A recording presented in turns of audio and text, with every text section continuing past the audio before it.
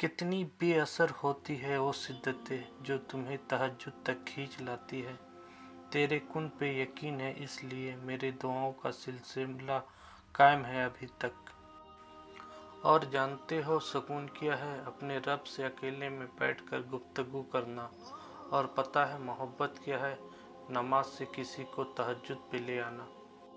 एक दर्द भरी रात अल्लाह के रूबरू बैठकर गुजार दी जाए तो जिंदगी की बाकी रातें जागकर गुजारनी नहीं पड़ती।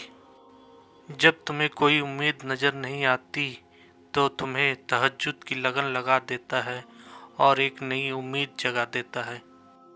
तुम्हें क्या लगता है जब रात सोने के लिए बनाई गई है और हर शख्स सुकून की नींद सो रहा है तो क्या वो तुम्हें बेवजह जगाए हुए है? नहीं, ये तड़प अल्लाह ने पैदा की है। हर चीज नसीब का हिस्सा है।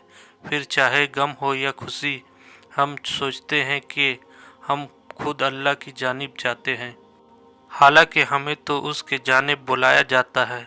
तहज्जुद से तकदीर बदल जाती है। तुम रातों को उठकर अल्लाह से मांगो तो सही। जो कहानी तहज्जुद तक पहुंच जाती है फिर वो कभी अधूरी नहीं रहती। चाहत से नसीब तक का जो फासला है वो बस दुआ का है।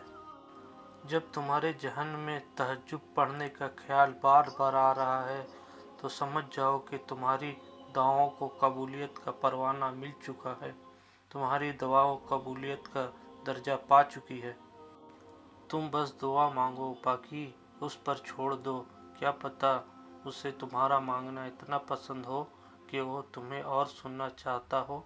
अल्लाह से दुआ है इस मुहर्रम मुबारक के सदके तुम्हारी अधूरी दुआएं कबूल फरमाए और कुन को फायकुन में बदल दे। आमीन सुम्मा आमीन।